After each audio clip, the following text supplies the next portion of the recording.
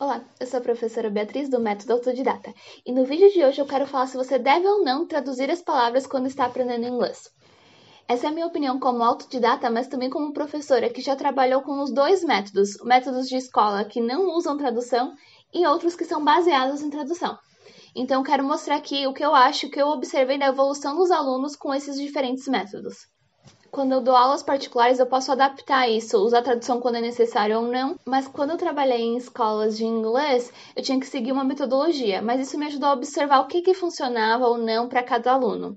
Eu vou dar exemplo de duas escolas onde eu trabalhei e duas metodologias e falar sobre como era a evolução dos alunos com cada metodologia. A primeira escola tinha um método totalmente focado em tradução. Então, eu falava alguma coisa em inglês, eu tinha que traduzir imediatamente em português. E também todas as frases os alunos trabalhavam assim, falando em inglês e depois em português. Era como um Duolingo na vida real.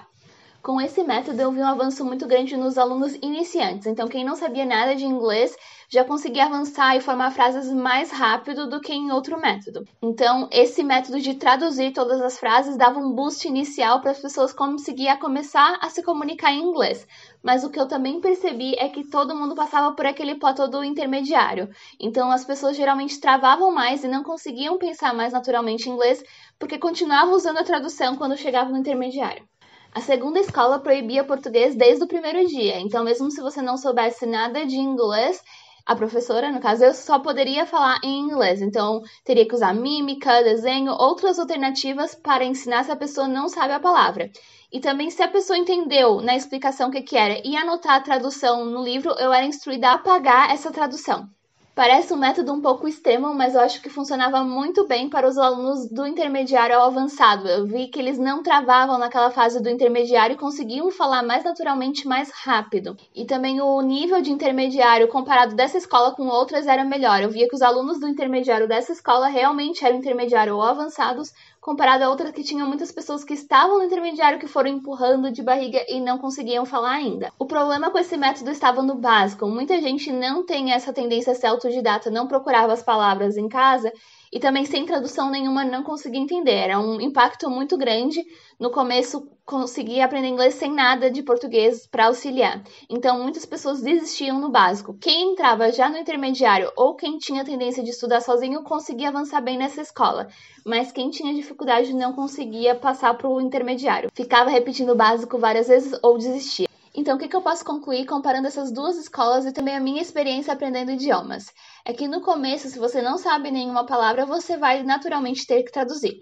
Algumas pessoas que defendem assim extremo, nunca traduzir nada, falam assim: você tem que procurar imagens ou alguma coisa. Tudo bem, se eu não sei o que é uma cadeira e eu procuro no Google uma imagem de uma cadeira, eu vou entender que chair é cadeira, eu vou conseguir fazer essa associação. Se eu procurar, por exemplo, a palavra take no Google Images, eu posso olhar todas as imagens que eu não vou entender o que significa esse verbo. Até às vezes em português, muitas pessoas têm dificuldade de entender. Então, no começo, sim, você vai usar um pouco de tradução. A questão é saber quando e como traduzir as palavras. Existem palavras que não tem problema a gente traduzir isoladamente, porque elas não fazem parte de uma expressão. Mas quando estamos aprendendo, fica difícil identificar o que faz parte de uma expressão ou não. O Google Tradutor não traduz muito bem expressões.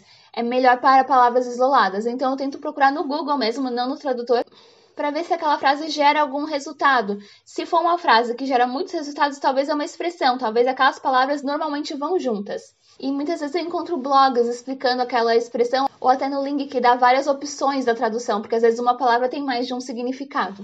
Se você procurar e não der nenhum resultado para aquela frase, talvez não seja uma expressão e você possa traduzir separadamente. Mas no começo a gente tem que tentar identificar o que é uma expressão e o que pode ou não ser traduzido separadamente. Se você está no intermediário e já entende um pouco mais de inglês, é melhor ir cortando as traduções aos poucos. Então, no básico, você começa usando tradução e vai diminuindo, conforme você vai entendendo. Quando eu estava no intermediário, eu pesquisava as palavras pelo significado, não pela tradução. Então, eu lia o que significava em inglês.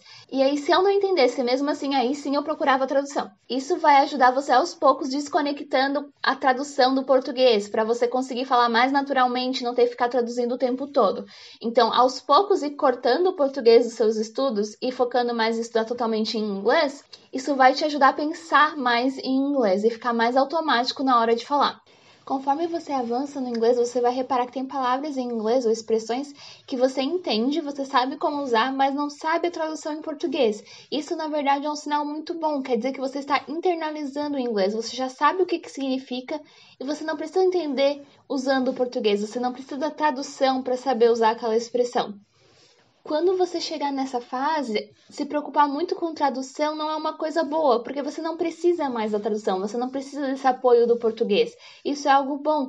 E procurar muito por essa tradução que às vezes nem existe, tem expressões que não tem como traduzir, ou até palavras que não existem no português, isso acaba te atrapalhando. Então, nesse momento que é melhor parar um pouco com a tradução e tentar mais entender o contexto e saber como usar as palavras. Por isso que eu não gosto muito desses métodos ou dicas de inglês extremos, assim, nunca traduza ou sempre traduza, porque é uma questão de nível. Você não pode fazer o mesmo método, você não pode usar as mesmas técnicas do básico até o avançado, você precisa avançar os métodos.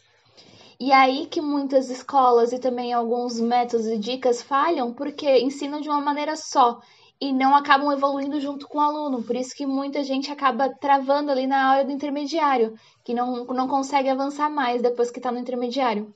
Eu até tenho um vídeo falando como sair do intermediário, vou deixar linkado aqui em cima. E também é uma questão de paciência, não é o dia que você para de traduzir e começa a procurar pelo significado que você vai começar a pensar em inglês. Ou o dia que você trocar a legenda de português para inglês que você vai começar a pensar em inglês. É uma questão de tempo, mas você tem que fazer esses passos para conseguir progredir. Se você ficar estudando sempre como você fazia no básico, não tem como evoluir, você vai continuar com aquele nível. Eu sei que seria muito mais fácil vir aqui e falar assim, só traduza tudo, ou pare de traduzir. É um método só, é uma coisa fixa. E é o que vende, né? As pessoas vendem uma ideia só. Mas isso funciona só até um ponto. Então, se você está no básico, isso vai funcionar para você. E talvez não vai funcionar se você está no intermediário. Então, a gente tem que entender que é um processo. E o método não pode ser igual nesse processo todo. Por isso, é sempre importante estar aumentando o nível do material. Aumentando a dificuldade das coisas que você consome em inglês para conseguir aumentar o seu nível também. Então, qual é o seu nível de inglês? Você procura geralmente por tradução ou pelo significado? Se inscreva no canal para aprender inglês sozinho. See you on Tuesday!